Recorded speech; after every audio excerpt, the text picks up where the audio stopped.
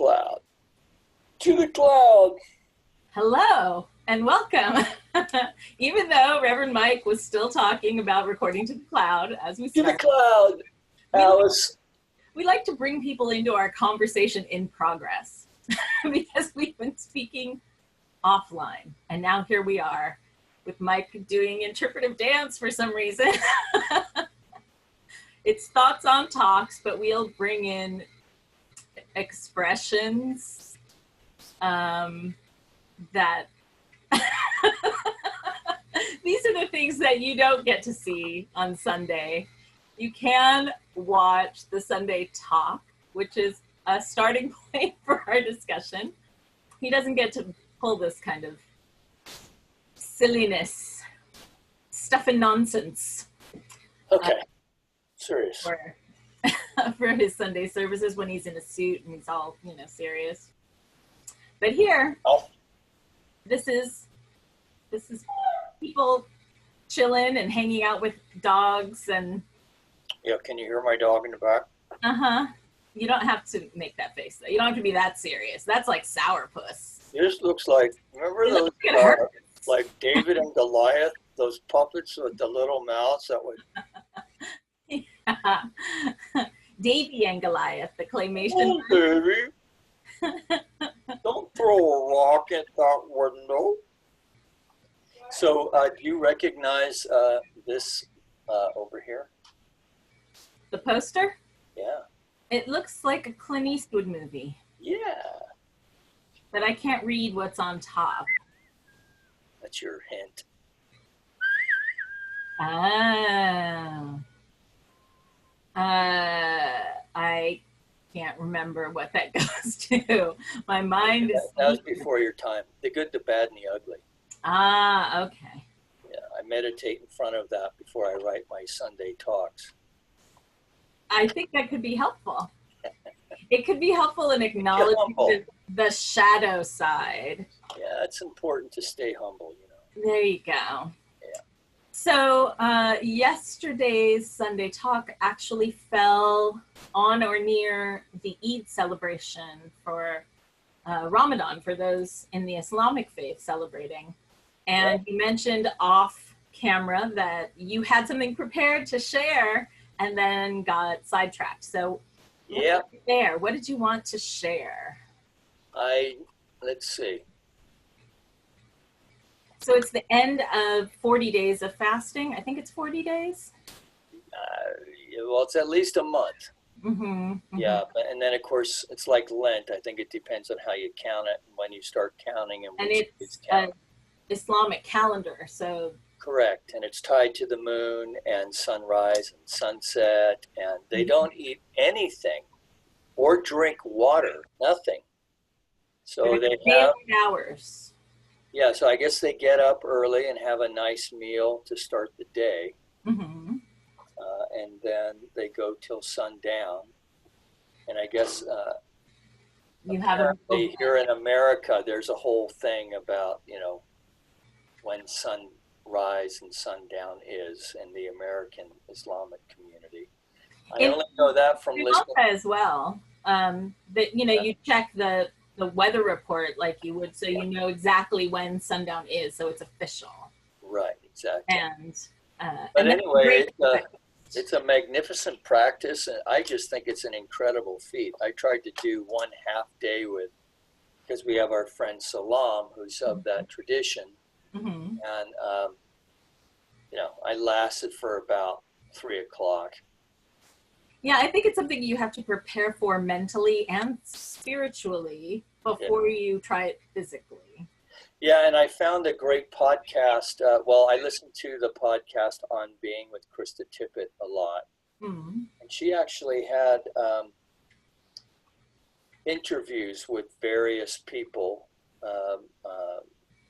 Muslim Americans who were fasting, and talking about growing up in the fast and being excited about doing it, and their parents, oh no, you're not old enough yet, don't worry about it, you got plenty of time, that whole thing. And then and also converts and their experience and how they actually did the fast for a few years before converting. There was another one who spoke to the physiology of fasting from a friend of hers who was a doctor, whose take on it was, because you're not using blood for digestion and all these other functions that are tied to eating, that you actually become much more clear and energized, which seems crazy, particularly given that you don't drink water either. I could see, going without food. Like one young Muslim woman said, the thing about, you just learn to appreciate everything. You appreciate people who don't have enough to eat, or good or clean water. And after fasting all day, that first sip of water, it was like the sweetest water you've ever drank in your life. And she just is sweetly laughing as she's sharing it. And then another girl was talking about a Ramadan story with her father. And so anyway, it was very nice. So on being with Krista Tippett, it was like 2 or 3 weeks ago. Okay. I never did. I got to talking about Memorial Day and my own experience with that. Right. An Air Force brat. And I wanted to say this, so I'll say it now. Say it now. Say it yesterday. And which is congratulations to our brothers and sisters of the Islamic tradition on completing their Ramadan fast. Now, I did not say Eid Mubarak. That's the way you say it? Because I didn't know how to say it. Right. I put it in the chat. Remembered that you could have been my go-to on that, but I forgot.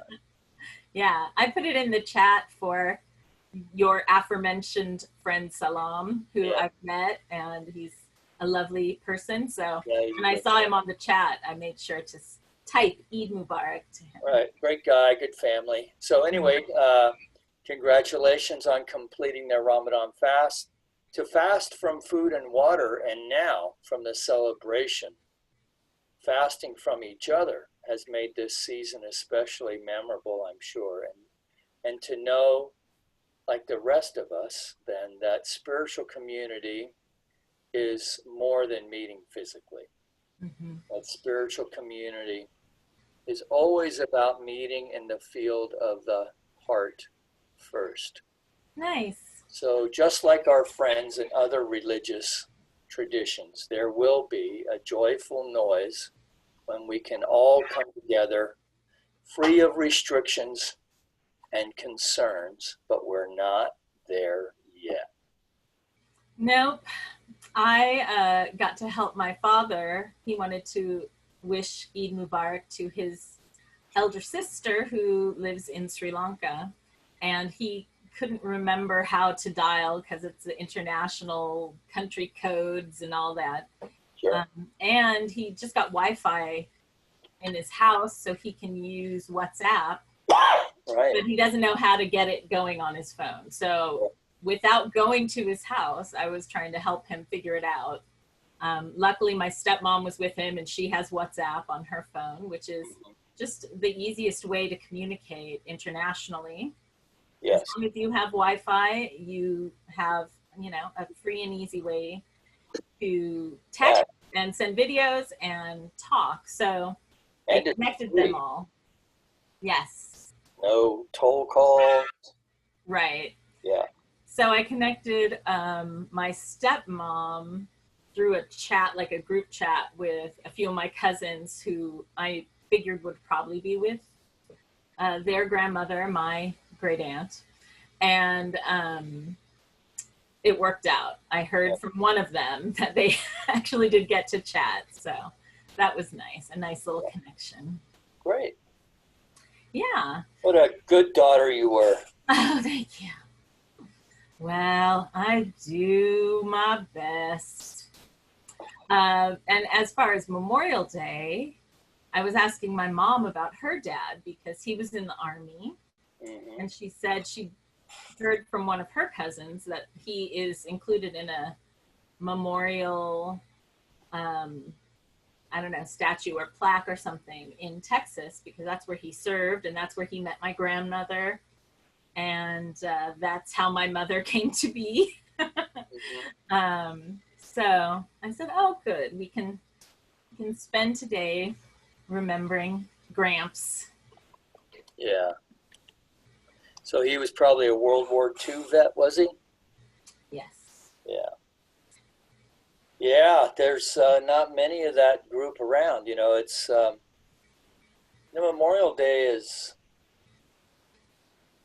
I don't know. It makes me sad to think of all the men and now women who've been killed in service to our country. And, you know, maybe this will be controversial, and it doesn't really take anything away from anyone who's serving, and certainly not away from anyone who's died in service to the country. But, you know, it just seems like World War II has been used to justify so much bullshit. And I just think of all the people who have died. You know, we had to fight fascism.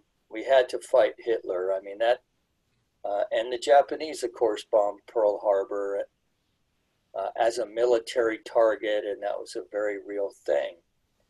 But, you know, all these other, in my opinion, all these other conflicts have been kind of pinned to that honorable war.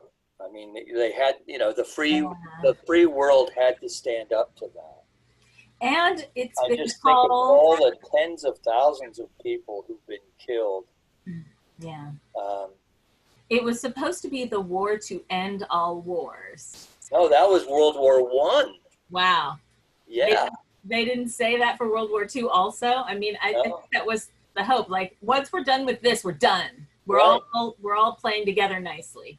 Right, and then the so-called liberal state was then set up by that generation, right, who was very clear about what they wanted government to do.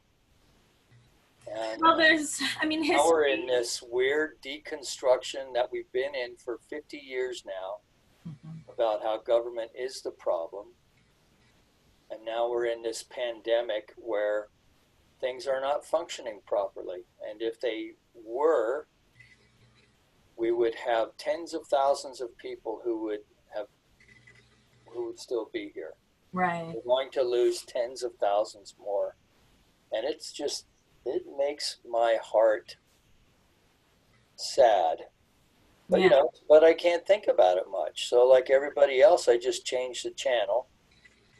And I think the reason why I'm bringing this up is religious scientists, you know, we're often,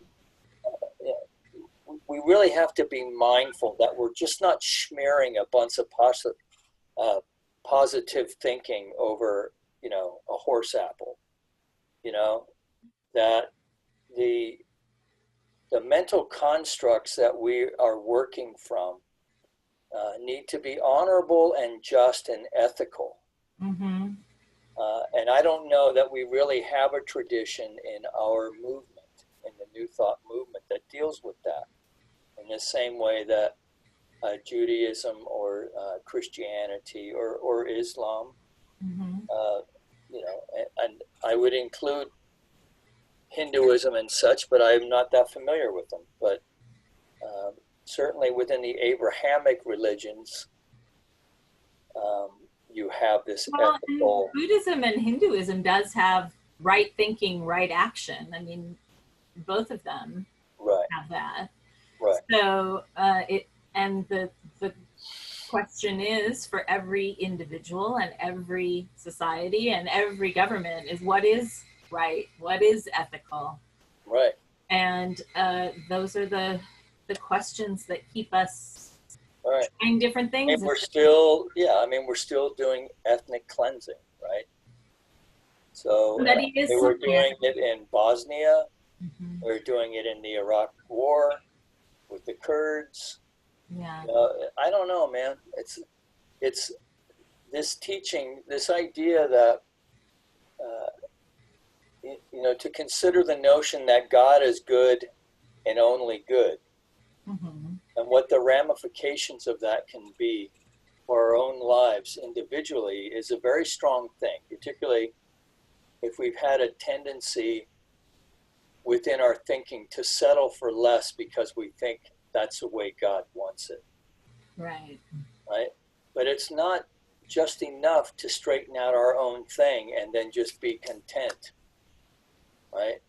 And to their credit, Centers for Spiritual Living is attempting to deal with social justice issues. Yeah. Right? And yet at the same time, it just seems like such a gigantic undertaking. Of course it is. So anyway, I don't know why. I guess it's because it's Memorial Day. Yeah, it's Because Memorial Day during a pandemic. During a pandemic, and there's so many people who are dying during this pandemic on the front lines. Yeah.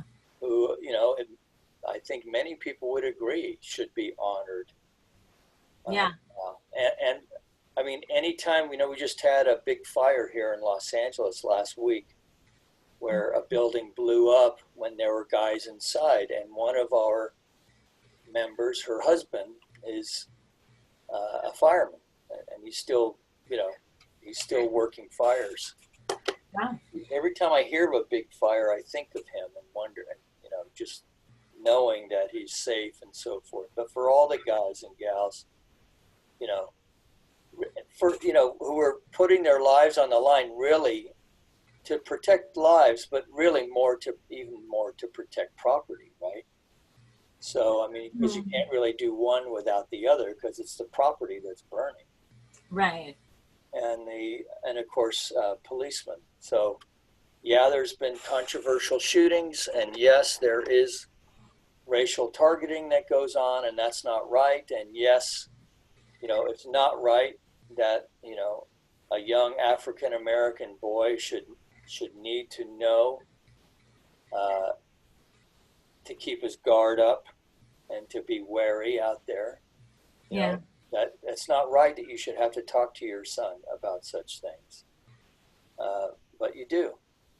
And so even with that, and knowing that some of the abuses that have happened with police over the last several years as far as shootings go, still it's a job that we take for granted, because the only reason why this whole thing, I mean, when you think about it for a second, right, that a city that has 3 million people in it is a pretty, for the most part, a peaceful and harmonious place with only maybe 1,000 men and women on any given shift kind of holding it all together. I mean, I don't know what the number is, but it's a tiny percentage, right? Yeah. And yet they go out and, they put the shield on and do the job, It is also easy to forget, especially when we're watching the news or watching, cop show dramas or something, that most people are peaceful and are living harmonious lives and doing good and taking care of each other. And it is that part within us as humans that pays attention to the danger, pays attention, parts of us get kind of electrified with drama and danger and fear, and it's how we're wired biologically. So if we pay too much attention to that, it's that the two wolves within us, we feed the wolf of drama and crime and all of that within us and pay more attention to that, then we'll lose sight of the other wolf that is quietly doing good work. And so for each of us, I think part of it is that sometimes we do look at the other side and say, well, the world should be like this and it should be perfect. And I have this ideal and I should see it. Right. And all of us together who believe it should see it manifest. And it does, but it's unlikely in this manifest realm that is dark and light and the duality that makes it exist. it is unlikely that we'll ever statically be in one perfect ideal. I don't think that's what this world is for.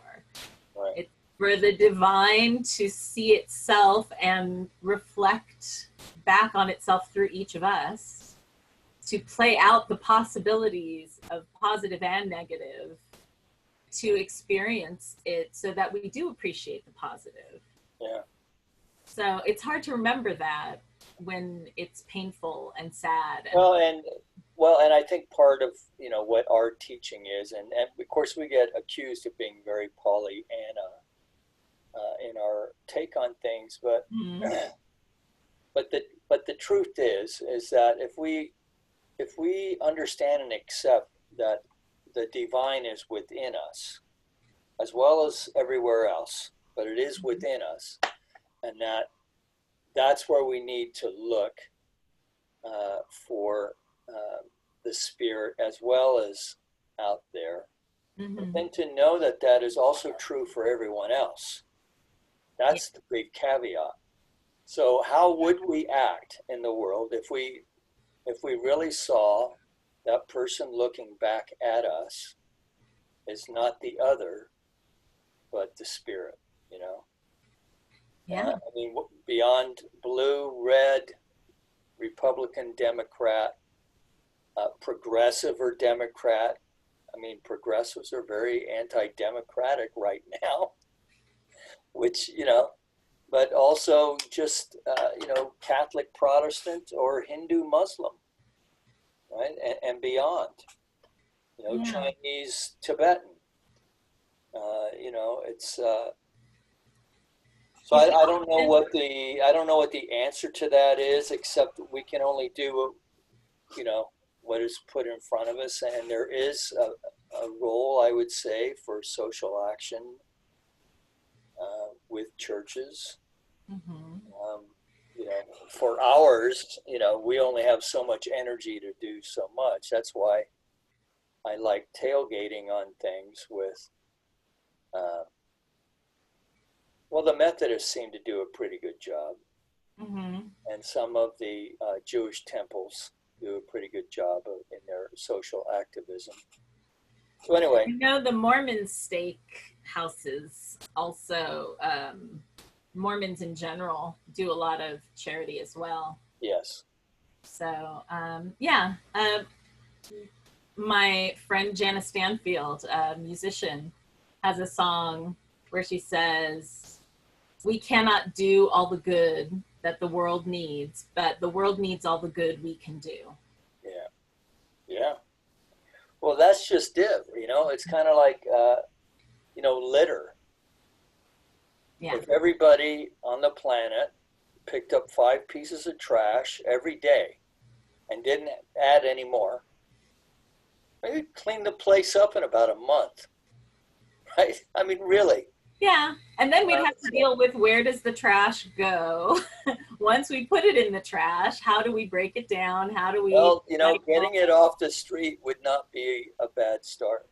Right, exactly. And, there's always more that can be done in any area, and we're all learning. Which reminds me, I have to speak with your friend Erin. Oh, okay. About growing beans. Yes, I have been pondering the Next Flourish episode in my head, which would have been this past Wednesday. The third Wednesday was the 20th. Yeah. And so I've been working on raised bed planting of vegetables and herbs, and I have some, but I wanted to add more. And my mom throws birdseed out in the backyard, and they've sprouted, and we are now growing corn. Oh, wow. I didn't realize there was corn in the birdseed. The evidence is that it took root and planted. So I'm not sure what to do with that, if we should move it to someplace that's better suited for it, or if it grew this much, just kind of keep watering it and see what happens. Right. Nature. Corn in the cob by September. That's right. So Erin Riley she works out of Topanga Nursery, And she also has her own business, Hope Landscaping. So if anybody else wants to contact her, she's very helpful. She's on Facebook. Yeah. Is that the name of her page? Erin Audacity or something, isn't it? Oh, she put Audacity in the middle, in her middle name, because that was something people were doing on Facebook during Obama's presidency, because of his book, The Audacity of Hope. Right. And she named her company Hope Gardens Landscaping for that same reason, that like Victory Gardens in World War II, where everybody was encouraged to grow their own vegetables at home, she wants people to do the same now. I think she's onto something now. Yeah, right? Exactly. Because with the way things are going, and yeah, you know, so watching Bill Maher on, he had this Dr. Cate Shanahan. Have you heard of her? Cate with a C. Anyway, look her up? Yeah, you can if you want. But she was talking about, in her mind, a lot of these people who are dying from the COVID infection are dying from inflammation from eating what she calls the hateful 8 nut oils, of which canola is one. She's got 8 of them. I can't remember what they are, but they're all additives in food. You read a little bit further, she talks about how cutting those out and returning back to regular saturated fats, because she's basically arguing that this whole get the fat out of your diet is it's been taken too far. Been taken too far. They're replacing a lot of those fats with these processed oils, which is triggering a sugar addiction. Yeah, because our body isn't getting the natural things that it needs to operate. Right, so we got to get a little hit of sugar in order, because our metabolism is all off. So she's convinced that these folks who are dying of the COVID infection, this is what's fueling it. It's inflammation. Interesting. That is killing them, and not obviously the disease is the final stroke. Yeah, exactly. So at any rate, it was interesting, and I don't know how we got off on that. That's well, I mean, it's part of getting back to nature, planting gardens, our vegetable gardens, to reduce our reliance on the industrial complex and all the things that were marketed that are supposed to be good for us, but are actually just messing with our natural balance. Well, and Erin does talk to this as well, right? So the idea of eating whole foods versus processed. And even using organic soil and compost. Yeah. When you grow the vegetables you're going to eat, because you want the soil to be alive, and you want anything that you put in your body, you know where it comes from, you know it's organic, you know it's healthy, and it continues the cycle when you then compost what you don't eat. Remember when she was talking about not using, you wanted to use filtered water on your compost pile because you don't want that the chlorinated water would kill off the nematodes and stuff like that.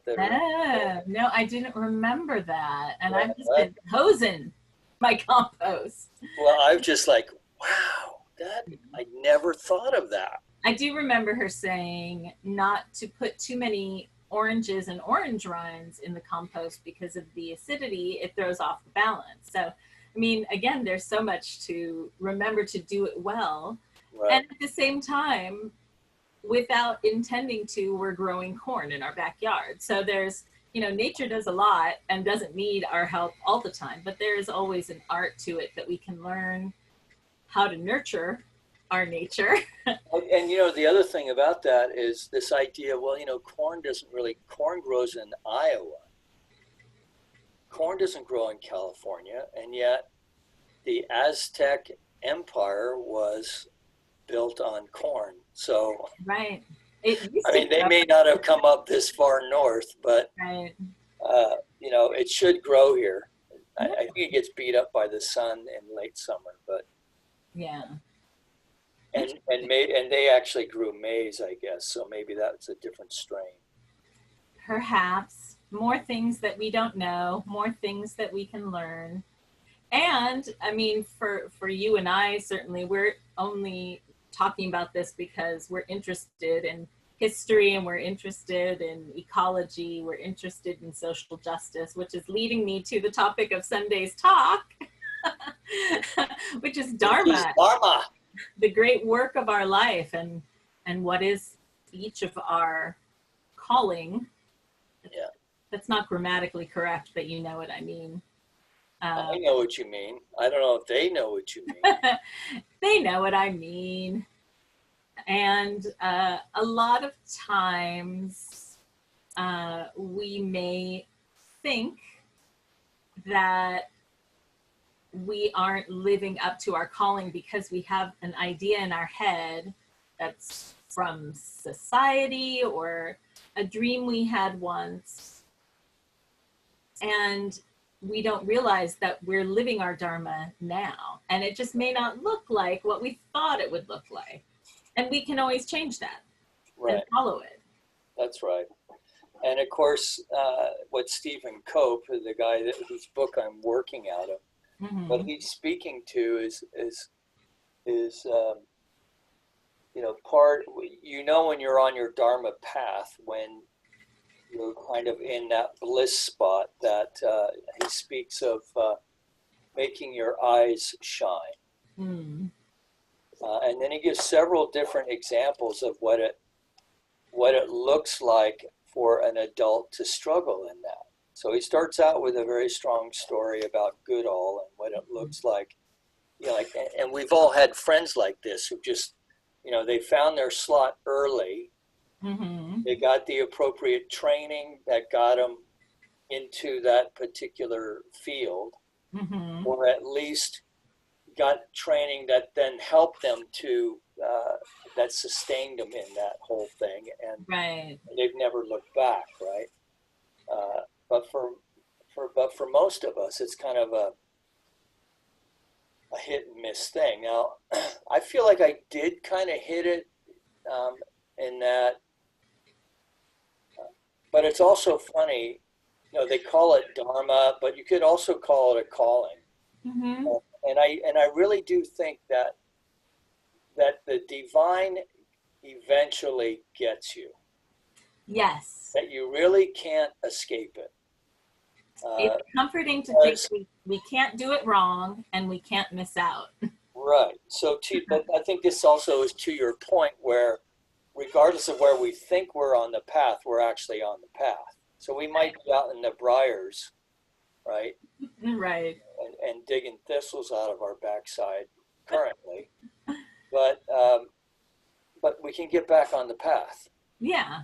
It's how we choose to express ourselves wherever we are. One of the things I really love about Jane Goodall, just from what I've studied about her, is that she was perfect for the kind of work she did because she wasn't trained like everybody else had been trained in that field. She wasn't a trained biologist, primatologist, scientific observer. She was just she was naturally curious about the world. And so she could see things without the blinders on that, you know, years of schooling would have trained her to look for. She could see things that other people wouldn't have seen. And that's been a humongous value to the world. Right. And so she's had a unique, unique perspective. Yeah. So it was her calling, and she followed her love of animals, her dream of Africa, that she wanted to go live there and work there, and she found a way to do it using whatever talents and skills she had available to her, and ended up doing this amazing thing that she probably would never have imagined herself doing exactly, because she couldn't have. It didn't exist when she started the path. Right. And well, so, imagine if she had, met some fellow who worked for the gas company, right? Installing gas lines in London at that time, as they were doing. I mean, she would have raised a nice family, I'm sure. perhaps. But, as I read that story, I was tripping on so many levels. For one, because, I graduated high school in 1974. But even then, the women's movement was just starting to gain, and I'm watching it as a kid, like Gloria Steinem and all those. And I didn't really get it. They just seemed like a bunch of pissed off women to me. But I did start to notice in high school the way, we'll just take something as simple as there were no girls' athletics when I went to high school. They had GAA, which was Girls Athletic Association. And then when I got to college, girls played field hockey, but there was no women's basketball. Right. Right? They may have had volleyball. But anyway, there was this whole thing about the things that women do and the stuff that guys do. Right. And the kind of work that women go into.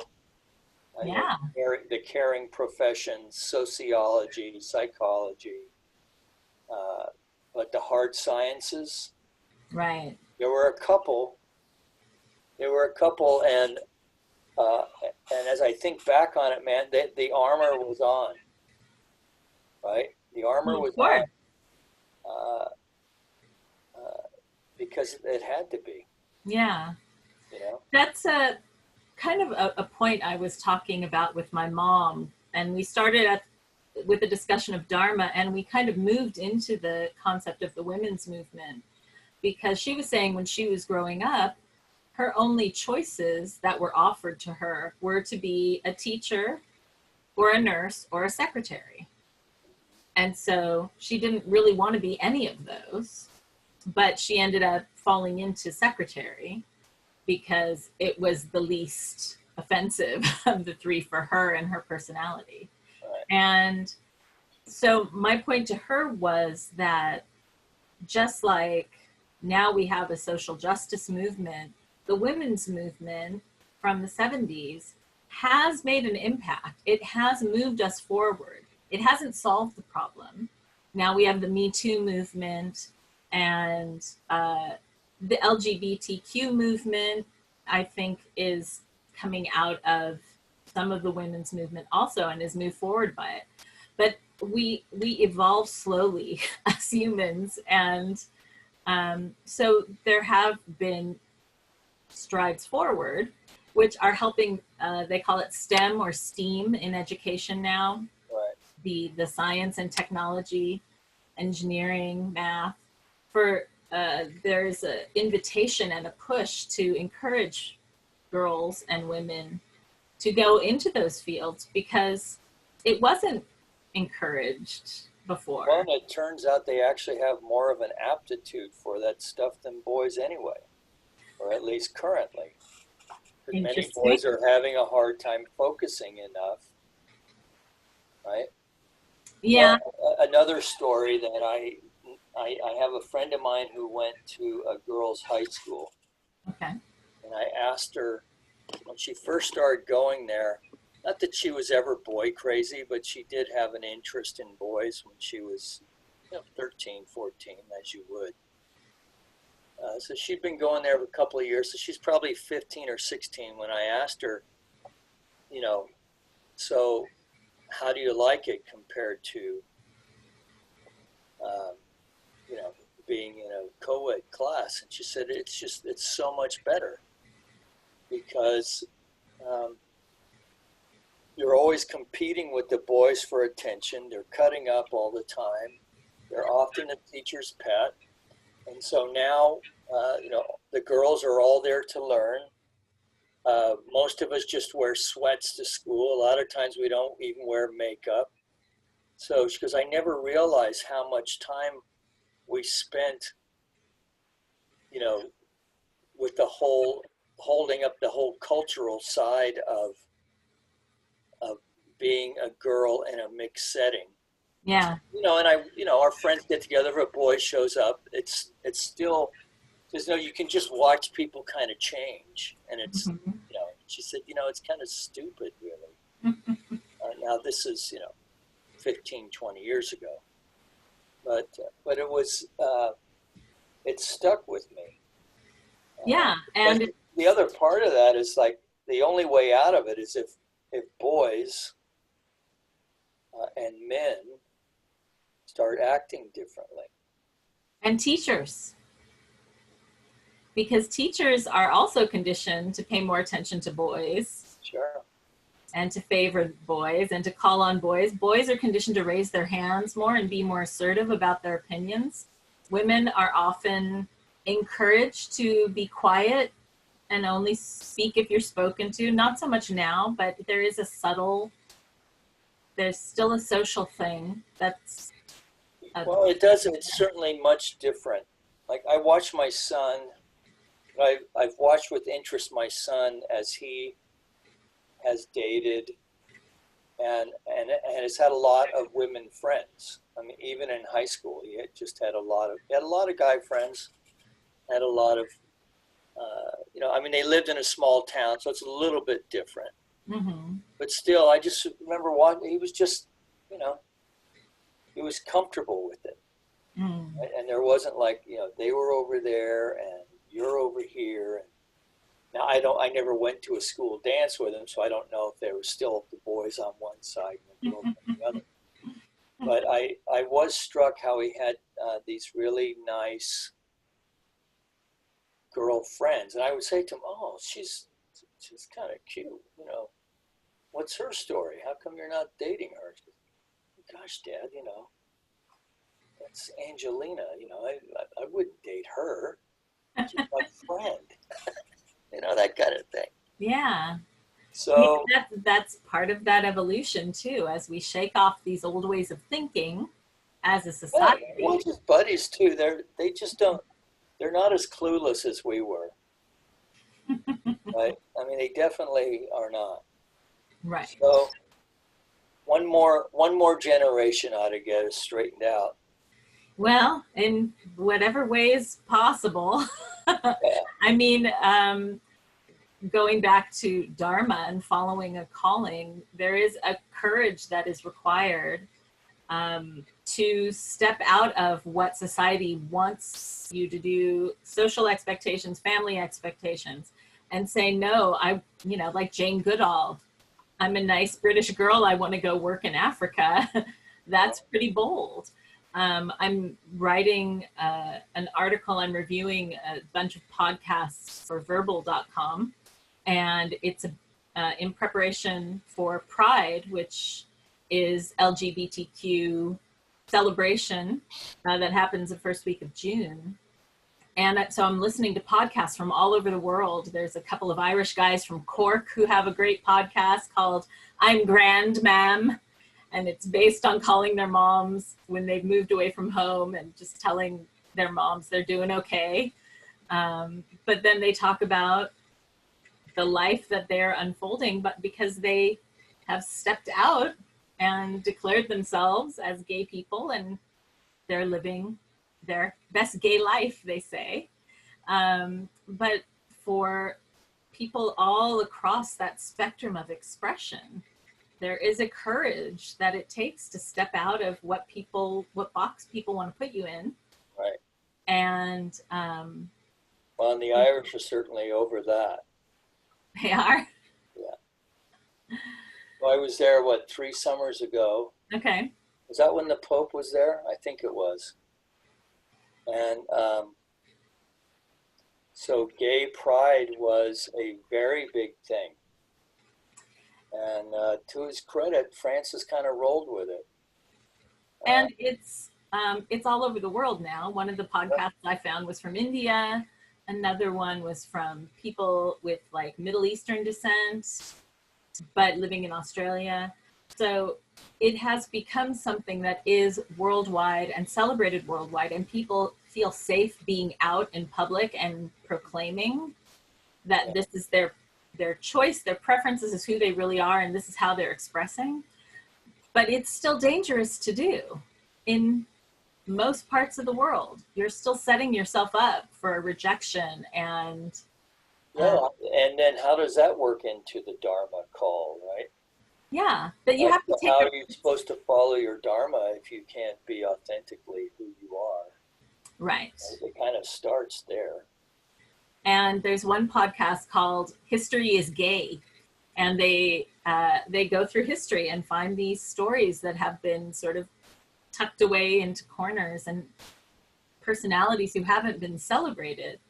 But we're talking about the history of people. There have always been gay people there, and they have found ways to be who they are in some way, shape, or form throughout history. So we can learn a lot from those stories, I think. Yeah. Some of them aren't so nice either. No, I'm sure. There was one English king that met a dastardly end. I think it was one of the Edwards.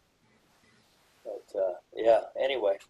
Yeah, it does take courage to choose to live life fully, or hide your light under a bushel, under a basket, and live a quiet life of desperation.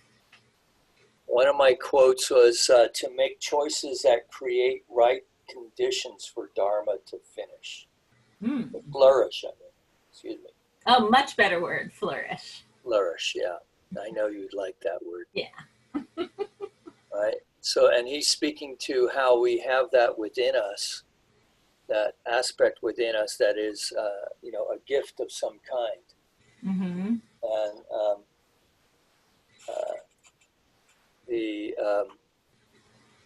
that in order for our Dharma to flourish, that we have to cultivate that and to become more aware of it. So the work starts within.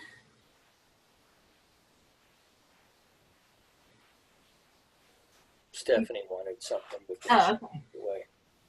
Okay. So in many ways, because of I can imagine anyway, because of the challenges of having to identify something about yourself that you realize is different than other people when you're very young, and then learning to communicate difficult truths to your family, to your friends, to your society.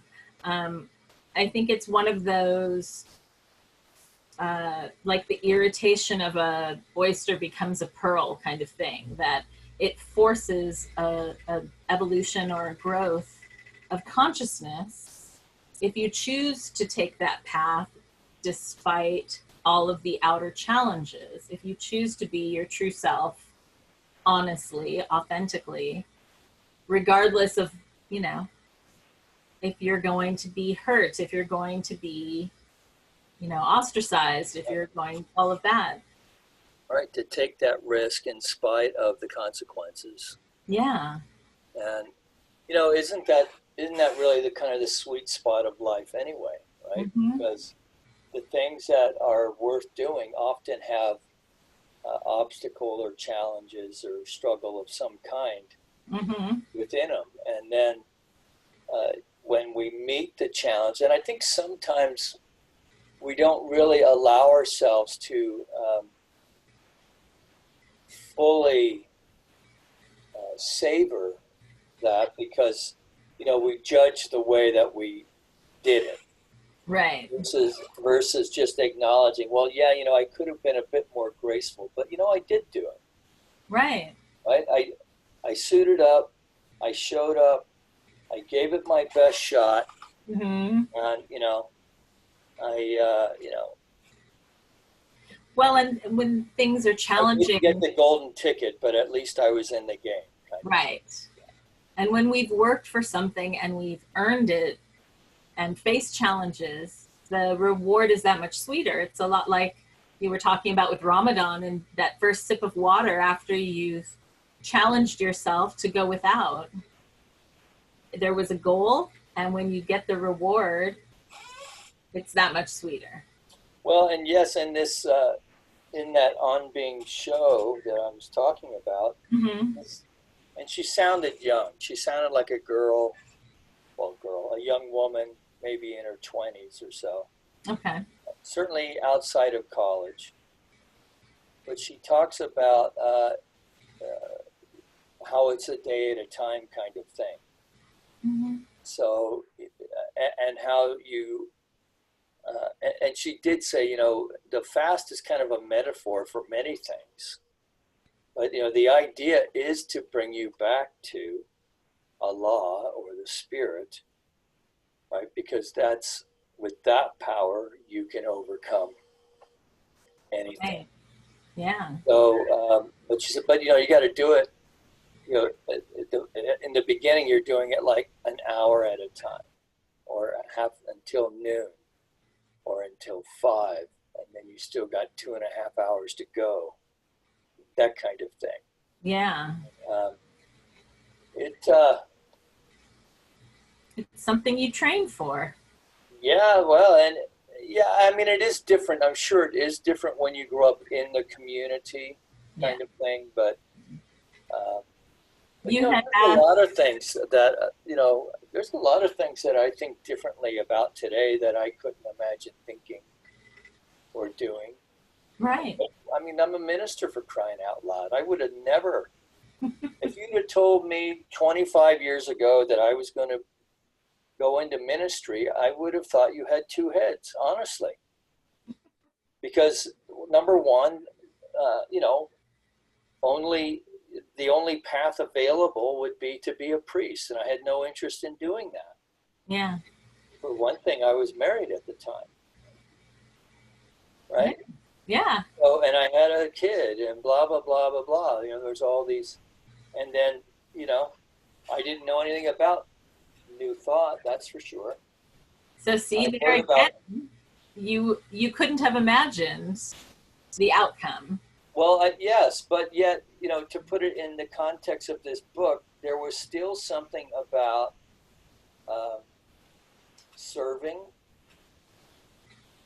There was still something about, you know, a basic love of people, of, I mean, even as a young kid, I remember identifying with the less fortunate and wanting to, we had this kid who had like cerebral palsy or something in my neighborhood, right? And, you know, I would try and, even though I was kind of afraid, right? I was afraid of him because he was in a chair. And I wanted, you know, and I felt for him. I'm like 10, maybe 9. I felt for him. But, you know, I didn't want him like touch me or anything. Right? And his mom was like, you know, it's okay. You're not going to hurt him. And he's not going to hurt you. And then, of course, he can't talk. He's doing that whole thing. And it took me a little bit. And then I realized he was trying to talk. Yeah. Right. So then I was like this looking at his mom. And so after a while, it was something that I looked to do. Right. I mean, before I went and played ball with my buddies, you know, I wasn't going to hang out with him all day. You know? But I'm just saying that there was some part of me that was, you know, I got beat up for sticking up for, you know, my buddy, Bobby Mack, black guy. They took off all my clothes and threw me in the bushes. Wow. I know. That has never happened to me. So, and my mom tells me the story. I don't remember. It must have traumatized me because I don't really remember it. Wow. Yeah. But the thing is like, these are the things that you would expect to hear in somebody's ministry story. But I wasn't a minister. Right. I became a carpenter. Yeah. And a contractor and kind of a hardass in some ways. you know, a hard ass with a soft center, I suppose. Right. But I did always kind of I felt called to there was something about the trade of carpentry that was very soulful for me. Mm-hmm. And so I feel fortunate that, you know, I found my way into New Thought. And then even within that, there was still a lot of resistance to a formal thing. Like, you know, I had to take the practitioner class twice because I wasn't any good at it. I really wasn't. And I struggled a lot, right? I struggled a lot with some of the more mental constructs. Interesting. So, but I just kept sticking with it. Yeah. And then of course the path is made for me to go into ministry. And I did the work. It's not to say I didn't do the work. Right. And it's not to say that I didn't do, you know, I had to unload a lot of baggage. Because, you know, when you have a soft center, you take on a lot of stuff to shield you from pain. Just the cultural stuff that says, you know, well, you know, men aren't supposed to be that way. Right. You know? But you weren't doing the work for the payoff of becoming a minister. You were doing the work because you felt called to do the work. I was doing the work, to be honest with you, because I wanted to feel better. So see, and then the opportunity opened up for ministry, and you had done the work. So this is like I feel like so many of us are kind of wandering blindly through the world looking for, yes, things that make us feel good, that heal us, that help us get through pain and protect us, whatever it is. When we do the work that we're feeling pulled to do for one reason or another, and then an opportunity opens up, we haven't necessarily imagined where that opportunity could take us. And so that's kind of how I'm feeling in this pandemic stage of the world right now. Is we don't know what business is going to look like. We don't know how businesses are changing. So even like we talked about last time, for the kids that are graduating from high school or college, they're not even sure really what to aim for. And so for all of us, we are the world is pointing us within. What do we want to do? Even if we don't know how it's going to end up, what do we like doing? What are we good at? What can we create for ourselves? Because we don't know what it's going to look like, and we don't know where to aim. Yeah, because, you know, the other part of this, as we're talking, you know, that, and Holmes says this too in that quote yesterday, there is within ourselves the answer to every question. That's the work. Yeah. Right. Particularly as you get older and you're heaping all these things into your gig that you think you need to have.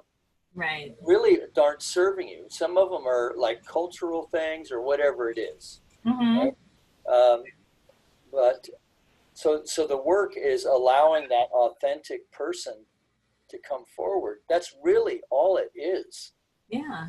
So you have to get, you know, you have to get some amount of training. You need to learn to be able to communicate. So you got to have strong English skills. You need to be able to read well.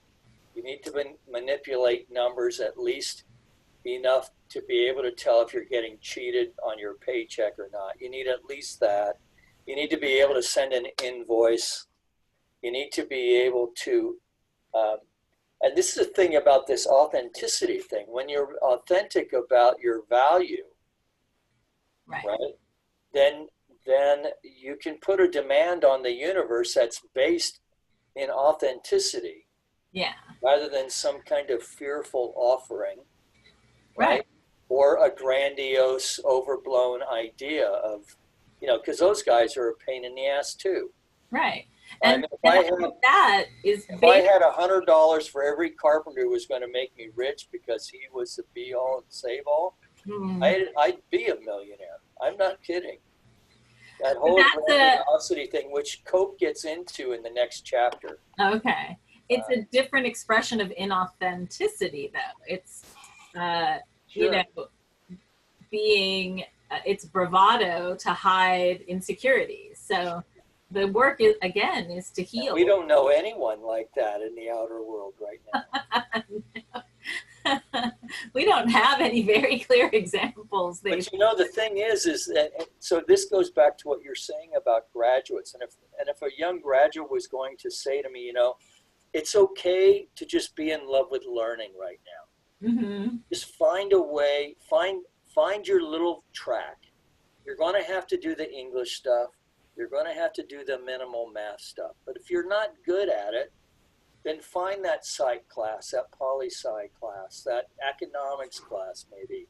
Mm-hmm. Maybe an interdisciplinary thing.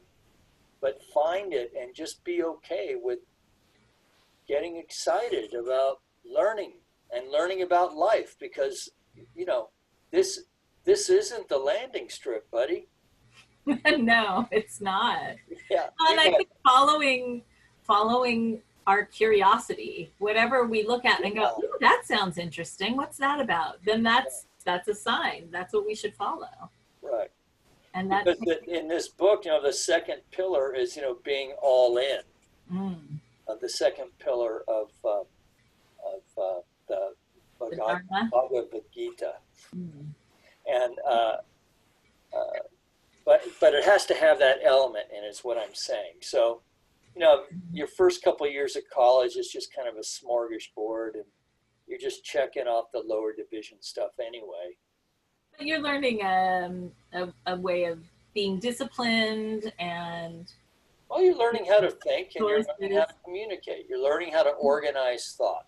Right. Yeah. And that's important. Yeah, and of course, you know, I'm sure people tried to tell me that when I tried to do that, but you know, I didn't really learn to do that until I was in my early 30s. And of course, I had to go back to school and, you know, do it all over. And lo and behold, I was an A student. I don't know how the hell that happened. Well, I do know. I did the homework. There you go. Right? Yeah. Because I finally somehow became, to your point, you know, instead of fighting the fact that I needed to learn algebra, I got curious about how to be better at it. Right. Well, how does that formula come out that way? Mm-hmm. How the hell do you figure out if car A leaves the destination going 50 miles an hour heading east, right? And car B leaves 15 minutes, right? Mm-hmm. Anyway, whatever it was. Yeah. All those things that were baffling in high school, it's like, oh, so if I just follow the formula and plug in what I know and find what I don't know. Mm-hmm. And one day, I got to tell you, I think I was in my 40s and the light bulb went off. Oh, they're teaching me how to solve the thing I don't know. Well, gee, how can I apply that to life? Yeah, exactly. So, you know, anyway, it's just, and I remember laughing out loud when I had the insight. Right? Yeah. That's what it's taken me. Yeah. You know? So when folks talk about the school of hard knocks, you know, that's a real place. Yeah. It's called life. And it is a real degree. And academia should give folks, you know, give them 6 units. Come on, man, don't be so stingy. Get the hell out of there.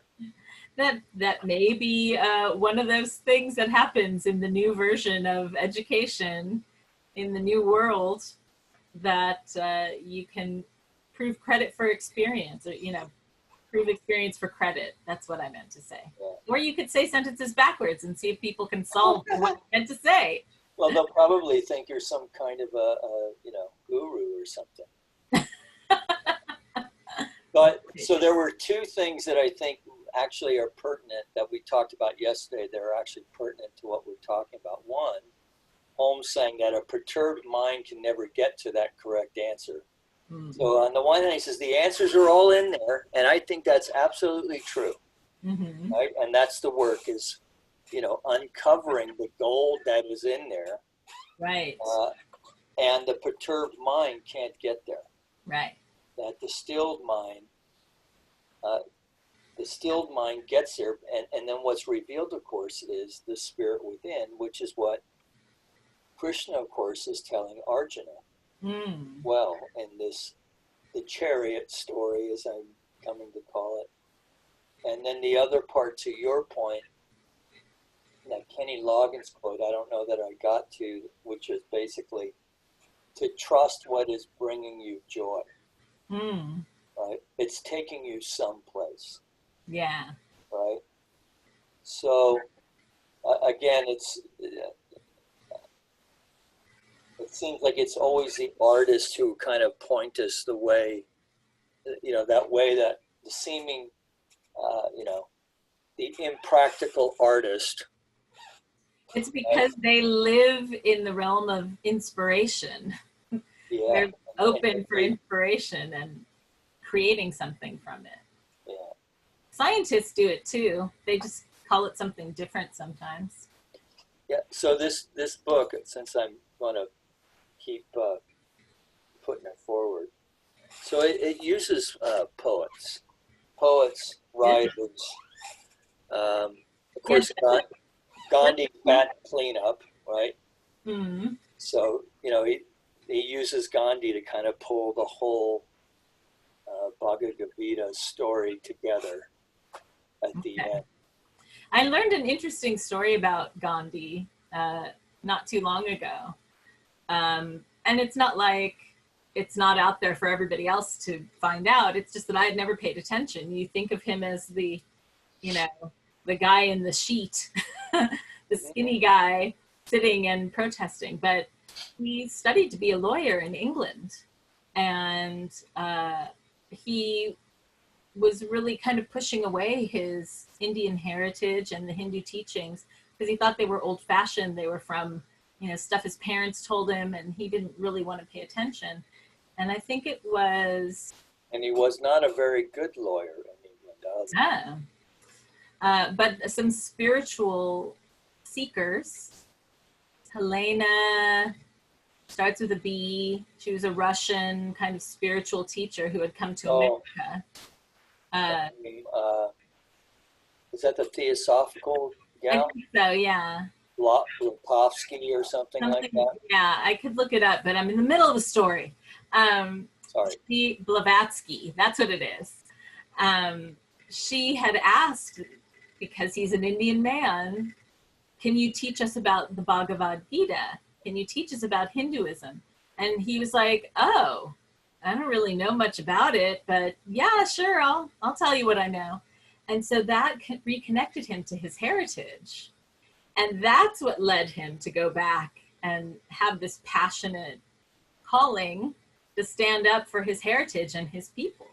He started off touting the colonial British, line of let's be a lawyer, let's be westernized, let's wear suits, and he ended up going and weaving his own clothes and growing his own food and helping to empower the colonized and oppressed. So he's a good example. Well, yes, he is a great example. Of lots of things. He went to South Africa after that. Oh. Yeah. And so I want to say, for some reason, I think it had something to do with railway workers, but I'm not really sure. Okay.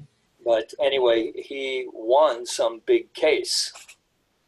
So he went from being a lawyer to being a pretty mediocre lawyer and found his slot in South Africa in a kind of a social justice. It's all justice, though. Right. Yeah, exactly. It's still justice in England, right? But it just was, I forget what kind of law he was practicing, but he wasn't very, according to Cope, he wasn't very good at it. but he was following some calling toward justice, even if he wasn't good at that type of it. He found his calling, and it led to him winning a case. Right. Well, and then he also, not only did he tackle the British colonial system, but he also tackled the caste system as well, which, you know, there's still a kind of a hangover. Yeah, it's pretty deeply ingrained in the culture. Well, it's the cultural stuff's always the last thing to go. Yeah. So, anyway. Yeah, but it's all Dharma. Right. So I think we've done a pretty good job of going far afield and bringing it back. Well, we tried at the end. We sure did. And so anybody who hasn't watched Sunday's talk, go back and watch it. And we had a lovely musical guest this Sunday, Lilli Passero. Lilli Passero. Yes. Passero. I would share screen, but I tried before and it wouldn't let me. Yeah. But it is Lilli Passero. She was a contestant on the TV show The Voice and made it to, I think, number 9. Yeah. And Alicia Keys serenaded her because she wanted her for her team. I was YouTube researching, aka cyberstalking, Lilli Passero yesterday because I was so touched by her singing during the service. And she and our keyboardist Jason Goldstein have a band called Lily and the Honey. They've just released a single. I did not know that. That's a great name. Yeah, I guess Jason's the honey. But yeah, you can support them in their musical ventures and enjoy her sharing her artistry with us during the Sunday service. And you know, with Ken and Jason, who we always appreciate and enjoy, Ken Francis and Jason Goldstein. Of course, the Rev gave a good talk too. Well, and Rev Nancy's always, you know, she's always strong also. Yes. So, and you know, as things, you know, it's weird doing church this way, but I think it will be a lot more weird for people to come back and have it be different than we remember. Yeah, because you know we'd have to pull half the chairs out. I mean, I haven't really figured it all out because you know we have fabric on the chairs, for instance. Okay. So those all have to be covered up. Right? Because you know. Yeah. Little grain of the COVID virus may find its way in there. Yeah, and you'll want to have covers that are washable. So. Yeah. I just might wrap everything up in saran wrap. That doesn't necessarily sound easier. Hold it down with DDT or something. Oh gosh, that goes against your environmental values, I'm sure. Yeah. Yeah. So anyway. So yes, people can check out all the other things on the Center for Spiritual Living Granada Hills YouTube channel. Can look for Thoughts on Talks as a podcast, which is just the audio. Available now on iHeartRadio as well as Apple Podcasts, Spotify. iHeartRadio? Yeah. Colin Cowherd's on iHeartRadio. That's how cool we are. Wow. Yeah. I'm gonna have to get Colin to start following us. There you go. Well, I have to create some place for people to go to find us to follow us, but I mean, I guess they can on each of these various things. It's very complicated. I know. But yeah, we are getting our little messages out there, our conversations out there. So share with your friends and find ways to continue to support. My book is coming. I know. Won't be long. I will be shamelessly flogging it. Very good. So that'll give us more to promote on our show here and to connect with other podcasters and, you know, make new friends. Yeah. Yeah. So thanks for joining us. And thank you for joining me. Thank you for joining me. Happy Memorial Day. And to you. Thank Fine you. job by you once again. Thank you. All right. Thank you. Don't forget to record before stop recording before you shut down. Okay. Does this get edited out before it goes on iHeartRadio? Nope. Oh shit! I mean, oh.